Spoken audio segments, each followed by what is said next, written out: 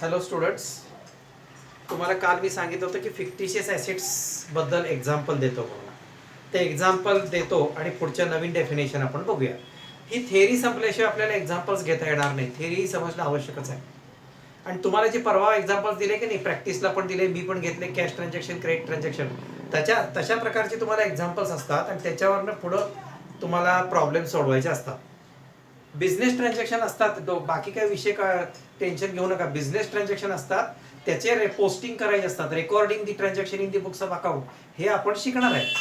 विशेष काय अवघड असं नाही आहे, फक्त रूल्स पाठ करायला पाहिजे रूल्स शिकवल्यानंतर. ठीक आहे. आता फिक्टिशियस ॲसेट्स मध्ये काय सांगितली होती डेफिनेशन त्याची? काल्पनिक ॲसेट आहे म्हणून सांगितलं होतं. It is also an intangible asset. Intangible म्हणजे अदृश्य, अस्पर्श. ही इंटँजिबल ॲसेटचाच एक प्रकार आहे. It is also an intangible asset आणि इट कॅनॉट बी सोल्ड. ती आपण विकू शकत नाही, कारण ते तो घेता घेऊन ठेवलेलाच आहे फळ्यावर. आणि valueless are called fictitious assets. आता तुम्हाला एक्झाम्पल द्यायला पाहिजे, त्याशिवाय नाही कळणार. आता एखादं प्रोडक्ट आपण तयार केलं, ते प्रोडक्ट मार्केटमध्ये आपल्याला लॉन्च करायचं आहे. मग मार्केटमध्ये लॉन्च करताना त्याचे प्रमोशनल एक्सपेन्सेस होतात.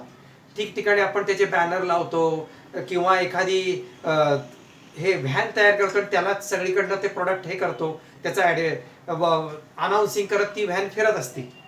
करतात बघा. एखादी टू व्हीलर नवीन लॉन्च केली, फोर व्हीलर लॉन्च केली, की फोर व्हीलरला सुद्धा एखादी नवीन लॉन्च केली की 10 गाड्या एकदम मार्केटभर. आता आत्ताच्या हे या काळात 4-5-6 महिन्यात हे सगळं बंद आहे एकदम. किंवा टू व्हीलर सुद्धा लॉन्च केली ना, एक 10-15 लोक किंवा त्या नवीन टू व्हीलर किंवा फोर व्हीलर घेऊन गावातनं फेरफटका मारतात आणि वरच्या साईडला, फ्रंट साईडला त्याची ॲडव्हर्टाईज पॉम्पलेट वाटत फिरतात. त्याला म्हणतात प्रमोशनल एक्सपेन्सेस. म्हणजे एखाद्या प्रोडक्टचं जर प्रमोशन करायचं असेल मार्केटमध्ये, तर त्यासाठी जो खर्च होतो, तो खर्च एकदा हा खर्च केला की त्याचा बेनिफिट किती वर्ष मिळतो सांगा मला? का एका वर्षापर्यंत मिळतो आणि दुसऱ्या वर्षापासून त्याचं मार्केट बंद होत आहे? नाही. असे जे प्रमोशनल एक्सपेन्सेस किंवा ॲडव्हर्टाइजमेंट एक्सपेन्सेस असतील की जे एका वर्षापेक्षा जास्त काळासाठी बेनिफिशियल असतील, आपल्याला त्याचा फायदा होणार असेल, बेनिफिट होणार असेल, बेनिफिशियल असतील, तर अशा खर्चांना फिक्टिशियस ॲसेट्स असं म्हणतात. Promotional expenses advertising more than 1 year. एखादा जाहिरातीचा खर्च केल्यानंतर, प्रमोशन केल्यानंतर त्याचा बेनिफिट तुम्हाला पुढे कित्येक वर्ष मिळणार आहे ना. काय सांगता येत नाही, कित्येक वर्ष मिळणार आहे. तो प्रोडक्ट जर पब्लिकला आवडलाच आणि त्याचं मार्केटिंग व्यवस्थित झालं आणि त्याची क्वालिटी, स्टँडर्ड वगैरे सगळं रेट पब्लिकला आवडला, किंवा लोकांना ती गाडी आवडली किंवा तो प्रोडक्ट आवडला, तर लोकांची व्हॅल्यू, लोकांची एकमेकाच्या ओळखीनं ॲडव्हर्टाईज वाढत जाणार. म्हणजे एकदा तुम्ही ॲडव्हर्टाईज 2020ला केलं की त्याचा बेनिफिट तुम्हाला 2030 पर्यंत पण मिळू शकेल. मग त्याला म्हणतात प्रमोशनल एक्सपेन्सेस. मग असे जे एक्सपेन्सेस असतात त्यांना फिक्टिशियस ॲसेट्स म्हणतात. आणि ते it is called asset fictitious. तुम्ही म्हणाल खर्चाला ॲसेट कसं काय म्हणताय? का म्हणायचं असं? कारण ते खर्च एका वर्षापेक्षा जास्त कालावधीसाठी त्याचा बेनिफिट आपल्याला मिळणार आहे, म्हणून त्याला प्रमोशनल एक्सपेन्सेस म्हणतात. आणि हे खर्च काय करायचे असतात? आता एकदम हा खर्च समजा एकदम तुम्हाला 50,000 रुपये खर्च आला आणि त्याचा बेनिफिट तुम्हाला त्या मॅन्युफॅक्चररला अंदाज आहे त्याचा बेनिफिट तुम्हाला पुढच्या 5 वर्ष मिळेल असं त्यांना वाटते. 5 वर्ष मिळेल. तर काय करायचं? या 50,000ला गुणिले 1/5 करायचं, इंटू 1/5 करायचं. इंटू 1/5 केल्यावर किती येतात इथं? 10,000. 10,000 या 10,000ला म्हणायचं इयरली एक्सपेन्सेस. या प्रमोशनल एक्सपेन्सेसचा इयरली एक्सपेन्सेस किती चार्ज करायचा? 10,000 करायचा. पण ॲसेट म्हणून किती मानायची त्याला? फिक्टिशियस ॲसेट म्हणून टोटल 50,000 ॲसेट दिसणार तुला, ॲसेट दिसणार. पण चालू वर्षी त्यातला किती एक्सपेन्सेस कन्सिडर करायचा, गृहीत धरायचा? फक्त 1/5 कुठनं आले? 5 इयर्स. त्याचा बेनिफिट आपल्याला पुढं 5 इयर्स मिळणार आहे. 10 इयर्स असेल 1/10 होईल. आपण 5 इयर्स गृहीत धरूया, तर त्याला म्हणतात 1/5 की 5, 10,000 इयरली एक्सपेन्सेस होणार. असे किती इयर होणार? Second year, third year, fourth year, fifth year. असं आपल्याला बेनिफिट मिळेल असा अंदाज आहे मॅन्युफॅक्चररला, त्या बाईक मॅन्युफॅक्चररला किंवा कोणालाही असेल. लक्षात आलं? आता याप्रमाणे प्रमोशनल एक्सपेन्सेस हा एक व्यवहार फिक्टिशियस ॲसेट्समध्ये येतो. अजून आहेत पण ते जास्त नवीन शब्द आहेत, समजायला अवघड जाईल. हे प्रमोशनल एक्सपेन्सेस कळेल तुम्हाला आणि मला उदाहरण देता येते त्याचं प्रमोशनल एक्सपेन्सेस. आता एखादा मोबाईल लॉन्च केला की त्याची ॲडव्हर्टाईज वगैरे जोरात असते की नाही? अगदी सगळ्यांच्या मोबाईलवर असती, मार्केटमध्ये लावतात, सगळीकडे लावतात. मग त्याला प्रमोशनल एक्सपेन्सेस म्हणतात. मग तो केलेला खर्च किती वर्ष बेनिफिट मिळणार? अनेक वर्ष मिळणार पुढं. मार्केटमध्ये जर तो प्रोडक्ट आता लॉन्च झाल्यावर पब्लिकला आवडला, रेट रिझनेबल असेल, क्वालिटी असेल, तर त्याचं मार्केटिंग होणारच की. टू व्हीलरमध्ये काही गाड्यांचं मार्केटिंग जोरात आहे. ॲक्टिवा, जो तो उठतो ॲक्टिवा गाडी घेतो. म्हणजे काय झालं? ॲक्टिवा क्वालिटी आहे म्हणून लोक ॲक्टिवाला प्रेफरन्स देतात. अशा पद्धतीने ॲक्टिवा सुद्धा करतात की ॲडव्हर्टाईज. एखादी नवीन गाडी लॉन्च केली की लगेच त्याचं ॲडव्हर्टायझिंग वगैरे टीव्ही चॅनलवर वगैरे येतातच की. त्यालाच म्हणतात प्रमोशनल एक्सपेन्सेस, नवीन लॉन्च. हां, ठीक आहे, कळालं. Fictitious assets, it is also an intangible asset. आणि नंतर ते ॲसेट आपण विकू शकत नाही. शब्द आहेत बघा, मुद्दे काढायचे हो, पॉइंट्स काढायचे बघा, पॉइंट्स काढायचे आणि त्याच्यावर शब्द कॅनॉट बी सोल्ड आणि it is valueless. These types of assets are valueless. त्यांना किंमत नसते. आता तुम्ही म्हणून किंमत नसते, अहो सर 50,000 सांगितलंय की तुम्ही. अहो पण 50,000 सांगितलेत, पण दरवर्षी त्यातले किती किती इयरली एक्सपेन्सेस पडणार? इयरली एक्सपेन्सेस खर्च टाकायचा तुम्ही. वर्षाला खर्च किती? 10,000 10,000 10,000 10,000, 10,000 फॉर 5 इयर्स आहे. मग 5व्या वर्षानंतर हे 50,000 नील होणार का नाही? हे 50,000 नील होणार की नाही? दरवर्षी किती खर्च कन्सिडर करायचा? 10,000. मग आफ्टर 5 इयर्सला काय होणार? हे टोटल 50,000 काय होणार? कमी होऊन जाणार. राईट ऑफ होणार. राईट ऑफ शब्द एक वापरतो, कमी होऊन जाणार.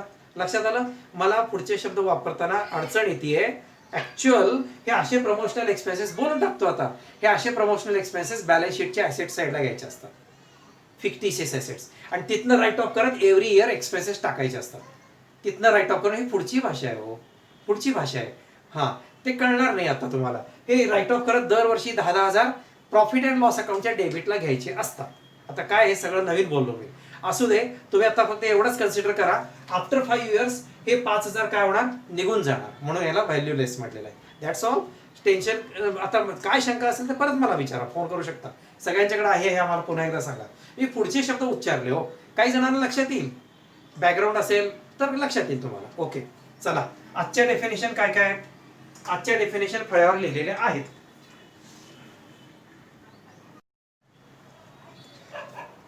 आता आजचे इम्पॉर्टंट टर्म्स म्हणा, डेफिनेशन म्हणा. एक्सपेन्सेस. एक्सपेन्सेस म्हणजे खर्च. आपल्याला इन्कम मिळवण्यासाठी करावा लागणारा खर्च. इन्कम मिळवण्यासाठी शब्द बघा कसे आहेत. The efforts made oblique cost incurred by business to earn revenues are called expenses. आपल्याला उत्पन्न मिळवण्यासाठी झालेला खर्च त्याला एक्सपेन्सेस असं म्हणतात. उदाहरण देऊया. आपल्या व्यवसायामध्ये 2 कामगार आहेत. मग 2 कामगारांच्याकडनं आपण सर्व्हिस करून घेतो, दुकानात काम करून घेतो, त्याच्याबद्दल त्यांना पगार देतो, त्यालाच एक्सपेन्सेस असं म्हणतात. आता टेम्पोमधनं आपण माल मागवलाय, तो टेम्पोमधनं किंवा ट्रकमधनं आला, मग त्या टेम्पोवाल्याला तुम्हाला भाडं द्यावं लागतं की नाही? आणि जे हमाल असतात त्यांना हमाली द्यावी लागते. म्हणजे तुम्हाला तुमच्या व्यवसायात तो माल हात आणून टाकणे वगैरे त्यासाठी हमाली द्यावी लागते. It is called expenses. म्हणजे हे सगळे एक्सपेन्सेस आहेत. मी दुसऱ्या भाषेत सांगितलं, सर्व्हिस मिळवण्यासाठी करावा लागणारा खर्च, सर्व्हिस सेवा मिळवण्यासाठी द्यावा लागणारा खर्च, करावा लागणारा खर्च, त्याला एक्सपेन्सेस म्हणतात. इथली भाषा पण वेगळी आहे. टू अर्न रेव्हेन्यूज म्हणजे काय? उत्पन्न मिळवण्यासाठी करावा लागणारा expenses. The efforts made or oblique cost incurred by business to earn revenues म्हणजे उत्पन्न मिळवण्यासाठी करावा लागणारा प्रयत्न म्हटलंय ते. एफर्ट्स मेड असा अर्थ तंतोतंत घ्यायचा नाही. उत्पन्न मिळवण्यासाठी करावा लागणारा एक्सपेन्सेस त्याला म्हणतात खर्च. आता तिथं बघा, सेलिंग एक्सपेन्सेस देतो की उदाहरण. आता सेलिंग एक्सपेन्सेस म्हणजे तुम्ही समजा सेल्समन नेमले असतील आणि त्यांना सांगितलं तुम्ही मार्केटिंग करा आणि वस्तू विकून या, तर त्या सेल्समनना काय द्यायला पाहिजे? पगार द्यायला नको? सेल्समनना कमिशन द्यायला पाहिजे. तुम्ही त्यांना एक टार्गेट दिलं, महिन्याला 1 लाखाचा माल विकायचा, 1 लाख व्हॅल्यूचा. मग त्यांनी 1 लाखापेक्षा जास्त माल विकला, मार्केट हे आणलं, ऑर्डर्स आणल्या, तर तुम्ही त्यांना 1 लाखाच्या वरच्या रकमेवर काय देणार? एक्स्ट्रा कमिशन देणार. म्हणजे हे काय झालं? सेल्समननी सेवा दिलीस. मग मी मगाशी बोललो तेच, सर्व्हिस करून मिळवण्यासाठी, सर्व्हिस मिळवण्यासाठी केलेला एक्सपेन्सेस. जो आता पुढचं एक्झाम्पल काय? वेजिस. वेजिस म्हणजे कोणाला देतात? वेजिस मजुरांना. मग मजुरांनी तुमच्या दुकानात सेवा दिली आहे ना, सर्व्हिस केली आहे, त्याच्याबद्दल त्यांना द्यावा लागणारा मोबदला, रिटर्न्स, सॅलरी. आता तुमच्या दुकानात एक 4-5 अकाउंटंट असतील, मग ते 4-5 अकाउंटंटनी तुमच्या दुकानाचे हिशोब लिहिले प्रॉपरली, तुम्हाला मदत केली, त्याबद्दल त्याला सॅलरी द्यायला पाहिजे. मग असं आहे. म्हणजे एकंदरीत मी मगाशी काय बोललो, कोणाकडनं ही सर्व्हिस मिळवण्यासाठी करावा लागणारा खर्च. ओके. आता income oblique revenues, amount received in return for services rendered are called incomes. आता याचे उलट करायचं. आपण कोणाला तरी सर्व्हिस दिली म्हणून आपल्याला मिळालेलं उत्पन्न. आता कुरिअरचं उदाहरण घेऊया. कुरिअरवाले काय करतात, घरोघरी जाऊन जे काय प्रोडक्ट असेल, जे काय हे आला असेल आर्टिकल, ते घरोघरी जाऊन देतात आणि त्याच्यासाठी कुरिअर चार्जेस घेतात. ते कोणाला जातं कुरिअर चार्जेस? तो जो बॉय येतो त्याला त्याचं कमिशन मिळतं, पगार कमिशन, आणि मालकाला जे कुरिअर कंपनी आहे त्याचा डीलर आहे, बरेच जण असतात, त्यात चेन आहे ती मालकापर्यंत, कुरिअरची मालकापर्यंत. मग तसंच आहे. मग त्यांना जे पैसे मिळतात की नाही या सगळ्या पब्लिककडनं, प्रोडक्ट घरी आणून दिला ना, डोर टू डोर डिलिव्हरी, त्यांना जे मिळतं ते म्हटलं मी, त्यांना जे मिळतं ते त्यांचं काय आहे? इन्कम आहे. म्हणजे आपण सर्व्हिस दिली म्हणून आपल्याला मिळालेलं उत्पन्न. It is called revenues. बघा भाषा एक्झाम्पल बघा काय काय. Rent received. आता तुमची एखादी जागा आहे, तुम्ही ती भाड्याने दिली तर त्याला भाडं मिळणार. Interest received. तुम्ही बँकेत पैसे ठेवलेत, मग बँकेत पैसे ठेवल्यावर तुम्हाला त्याच्यावर काय मिळणार? व्याज मिळणार. Interest received. Commission received. आत्ताच उदाहरण देतो. सेल्समनचं काम करताय तुम्ही, आणि सेल्समनचं काम केलं आणि तुम्ही कंपनीला दिलेल्या टार्गेटपेक्षा जास्त माल विकला तर कंपनी तुम्हाला काय देणार? कमिशन देणार. It is called commission received. These are all incomes. हे इन्कम्स का झाले? आपण सर्व्हिस दिली, सर्व्हिस रेंडर्ड, म्हणून आपल्याला हे इन्कम मिळालेलं आहे. That's all. आता स्टॉकचे 3 प्रकार आहेत. स्टॉकचे नुसता स्टॉक, ओपनिंग स्टॉक आणि क्लोजिंग स्टॉक, 3 आहेत. आता नुसता स्टॉक म्हणजे काय? Unsold stock. एका ठराविक तारखेला दुकानात शिल्लक असलेला माल. Unsold stock lying with business on A particular day. Particular day म्हणजे तुम्ही ठरवा पर्टिक्युलर डे. 31 मार्च, दर महिन्याच्या शेवटच्या दिवशी आपण कॉम्प्युटरवर सगळा डेटा असतो. दर महिन्याच्या शेवटच्या दिवशी आपण बघायचं आपल्या दुकानात स्टॉक किती रुपयाचा शिल्लक आहे, किती टाईपचा, किती क्वांटिटीमध्ये आणि किती रुपयाचा. कळालं का? आता डीमार्ट मध्ये किती प्रकारचे प्रोडक्ट माल आहे, किती आहेत, मग त्यांचा डेटा सगळा कॉम्प्युटराइज आहे. मग त्यांना at the end of the month, end of the day सुद्धा कळतंय कुठला माल संपलाय, काय झालंय, सगळं कळतंय त्यांना. डेटा घेऊन ते अकाउंटंट बसलेलेच असतात. कुठलं मग म्हणून तर लगेच एखादा माल संपल्यावर लगेच ऑर्डर देतात. ऑर्डर दिले की तो माल लगेच 2 दिवसात येतो. या पद्धतीने चालतं. ओके. नंतर त्याला दुसरा शब्द काय? Stock in trade. दोन्ही एकच. म्हणजे जो माल अनसोल्ड आहे, विकला गेलेला नाही एका ठराविक तारखेला, on A particular day, it is called stock. आता ओपनिंग स्टॉक म्हणजे काय? At the beginning of the year जो स्टॉक तुझ्याकडे आहे, तुमच्या दुकानात आहे, त्याला बिगिनिंग ऑफ द इयर म्हणजे काय? बिगिनिंग ऑफ द इयर एकदा सांगितलं. आपलं अकाउंटिंग इयर कसं असतं? 1/4 असतं. बघा जरा भाषा. Unsold goods lying with business at the beginning म्हटलेलं आहे. At the beginning of the year are called opening stock. वर्षाच्या सुरुवातीला जो स्टॉक तुझ्या दुकानात असेल, it is called opening stock. Opening म्हणजे बिगिनिंग 1/4/2020. आता 20 नाही येणार, 20 गेलं लॉकडाऊन मध्ये, आता पुढचं येणार आहे. 1/4/21 मध्ये, 1/4/21 ला जो स्टॉक तुझ्या दुकानात असेल तो तुझा ओपनिंग स्टॉक. कळालं? ह्या वर्षाचा एप्रिल महिना लॉकडाऊन मध्ये गेला. हा, आता ओपनिंग स्टॉक कळाला. आता क्लोजिंग स्टॉक म्हणजे काय? Unsold goods lying with business at the end of the year. हे बिगिनिंग ऑफ द इयर झालं. हे बिगिनिंग ऑफ द इयर.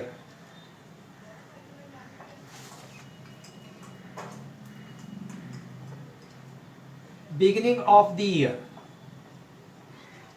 आणि हे at the end of the year. At the end of the year म्हणजे आता वाचा.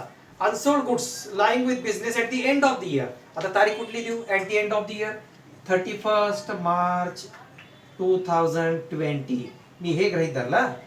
हे opening असेल तर हे क्लोजिंग तारीख असणार. आत्ता जे वर्ष चालू आहे, आपण तुम्ही आता 11वीला आहात, हे कुठलं वर्ष आहे? 2020-21 आहे. मान्य? बरं, इथं लिहितो. काही ना नाही लक्षात येणार तोडली. इथं 20 येणार आणि इथं 21 येणार. हे झालंय. ह्याच्या पुढे आता आपण आज सप्टेंबर महिन्यात आहे.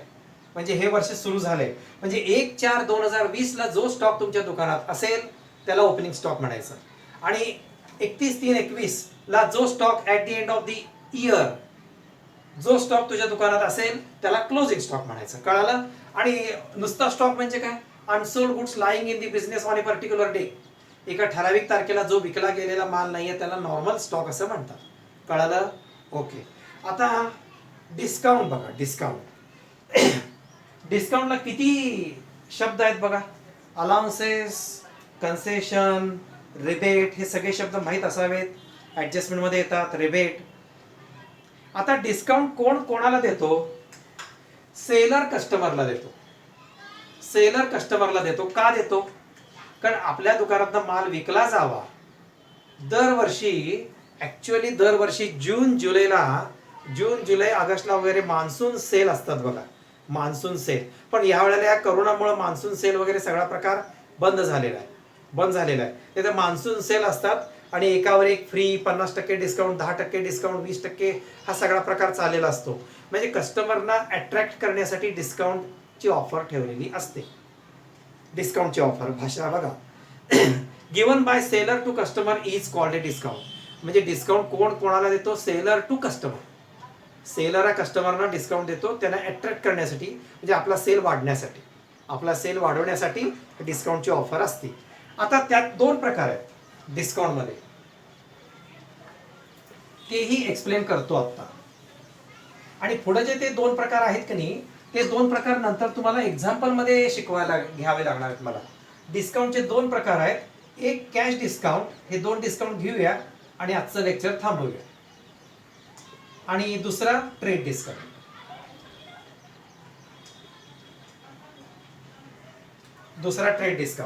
आता कॅश डिस्काउंट का दिला जातो?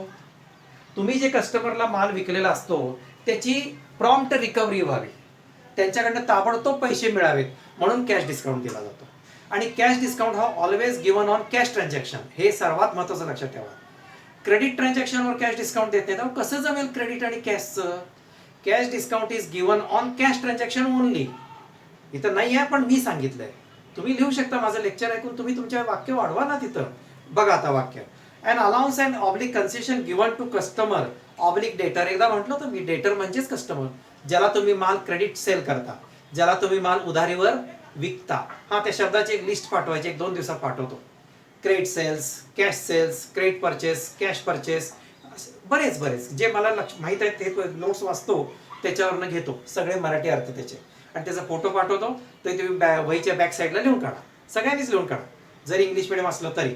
हां, to induce him prompt oblique early payment. Induce, त्याला उद्युक्त करायचं, त्याला देऊन टाका. त्या कस्टमरला असं वाटलं पाहिजे, चला डिस्काउंट मिळतोय, आपण देऊया, आपण माल खरेदी करूया. डिस्काउंट मिळालं की लोक लगेच पैसे देतात. लक्षात आलं? इंड्यूस, प्रवृत्त करणे. इंड्यूस म्हणजे him to prompt oblique early payment. Payment कोण करणार? तो कस्टमर करणार. कोणाला? आम्हाला, दुकानदाराला. त्याला प्रवृत्त करायचं की लवकर पैसे देऊया, म्हणजे आपल्याला 10% डिस्काउंट मिळेल. आणि cash discount always taken on cash transaction. लक्षात आलं? हे वाक्य लिहू शकता तुम्ही. चला, कॅश डिस्काउंट झालं. कॅश डिस्काउंटला मराठी अर्थ रोख सूट. एकदा सांगतो, कळतंय. ट्रेड डिस्काउंट म्हणजे काय? ट्रेड डिस्काउंट हे कोण कोणाला देतं? Wholesaler to retailer. आता ह्याचे 2 प्रकार. हा डिस्काउंट कोण देतं? Seller to customer. आणि हा डिस्काउंट कोण कोणा? ट्रेड डिस्काउंट म्हणजे व्यापारी सूट. Wholesaler to retailer. जरा मार्केटमध्ये शब्द माहित आहेत का हे? होलसेलर म्हणजे घाऊक व्यापारी. सांगली मार्केट यार्ड किंवा मिरजेत सुद्धा होलसेलर आहेत बघा. ते मिरजेतले होलसेलर म्हणजे काय? ते होलसेलर पण आहेत आणि रिटेलर पण आहेत. ते 1 किलो 5 किलो पण विकतात आणि पोती पण विकतात. असे मिरजेतले लोक आहेत. सांगली मार्केट यार्ड लक्षात ठेवा. होलसेलर तिथं जाऊन मागा की मला 5 किलो साखर द्या म्हणून. एखादा साखरेचा स्टॉकिस्ट असेल किंवा गव्हाचा वगैरे असेल, नाही मला जरा 5 किलो साखर द्या, तो देणार नाही तुम्हाला. होलसेलर आहे तो पोत्याने 1 पोतं द्या म्हणेल तर देईल. किरकोळ साखर देणार नाही, ते होलसेलर. मिरजेतली लोक कशी आहेत? होलसेलचं पण काम करतात, अशी भाषा वापरतात. होलसेलच्या दरात रिटेल माल विकतात. ते होलसेलच्या दरात डिस्काउंट करून, कमी रेट लावून. ठीक आहे. मग होलसेलर टू रिटेलर. जरा ट्रेड डिस्काउंट बघा का देतात, कोण देते कळालं की. होलसेलर टू रिटेलर का देतात बघा. का देतात? Given by wholesaler to retailer in the list price oblique catalogue price invoice price. हे प्राइस लिस्ट आहे. प्राइस लिस्ट म्हणजे इनवाइस प्राइस म्हणजे काय, ज्या किमतीला आपण माल विकतो त्याच्यावर हा डिस्काउंट द्यायचा.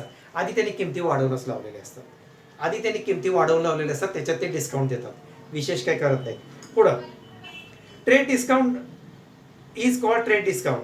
म्हणजे हा डिस्काउंट कोणाला देतात, होलसेलर टू रिटेलर, आणि त्यांची वेगवेगळी नावं दिलीत. Trade discount not appeared in the books of accounts. Trade discount हा हिशोबाच्या पुस्तकात दाखवायचा नसतो. म्हणजे काय, ट्रेड डिस्काउंट या नावाचा अकाउंट हिशोबाच्या पुस्तकात डेबिट क्रेडिटमध्ये घ्यायचा नसतो. एकदा डेबिट क्रेडिट बोललोय म्हणून आता उच्चारतो. पण कॅश डिस्काउंट हिशोबाच्या पुस्तकात दिसतो. It is appeared in the books of account. कुठला डिस्काउंट, कॅश डिस्काउंट. आणि trade discount not appeared in the books of account, हिशोबाच्या पुस्तकात दिसत नाही, फक्त लेस करायचा. नंतर it is a reduction from invoice price. हा डिस्काउंट काय करायचा, आपली जी सेल्स प्राइस असते, इनवाइस प्राइस म्हटलं मी सेल्स प्राइस म्हणतो, सेल्स प्राइस मधून हा डिस्काउंट लेस करायचा. रिडक्शन म्हटलं की लेस करायचा, दॅट्स ऑल. ट्रेड डिस्काउंट हा आणखी एक उदाहरण सांगतो. ट्रेड डिस्काउंट का देतात, पुन्हा एकदा खरं कॅश डिस्काउंट आणि ट्रेड डिस्काउंट मध्ये कंपॅरिझन आहे, डिस्टिंग्विश आहे, फरक आहे. बरं जातो. कॅश डिस्काउंट का दिला जातो, प्रॉम्प्ट रिकव्हरी, पैशाची प्रॉम्प्ट रिकव्हरी व्हावी म्हणून कॅश डिस्काउंट दिला जातो. ट्रेड डिस्काउंट का दिला जातो, आपला माल जास्तीत जास्त खपावा, मग तो उधारीवर खपू दे, नाही तर क्रेडिट बेसिसवर खपू दे, नाही तर कॅश बेसिसवर खपू दे, आपला माल जास्तीत जास्त सेल व्हावा, त्यासाठी ट्रेड डिस्काउंट दिला जातो. आणि हा डिस्काउंट कोणाला देतो, होलसेलर टू रिटेलर. मग ते कॅश ट्रान्झॅक्शन असो अगर क्रेडिट ट्रान्झॅक्शन असो. कळलं आता ट्रेड डिस्काउंट आणि कॅश डिस्काउंट. इथं आपण थांबूया. आज झालं, आज प्रमोशनल एक्सपेन्सेस पासून घेतलं. एक दुसरी सूचना आहे, ऍक्च्युअल आपण एकदम मी बोललो होतो एका लेक्चरला, तुम्हाला एक तारीख देतो, एक वेळ आणि तारीख देतो, त्यावेळेला क्लासच्या जवळ आपण भेटू, सगळ्यांची ओळख होईल, असेच बोललो होतो मी. परंतु सध्या केसेस वाढत असल्यामुळं, कोरोनाचे केसेस वाढत असल्यामुळं जरा मी हे टाळलंय. आसपासच्याच गल्लीत आहे म्हणून कळालंय मला, तिथं क्लासच्या आसपासच.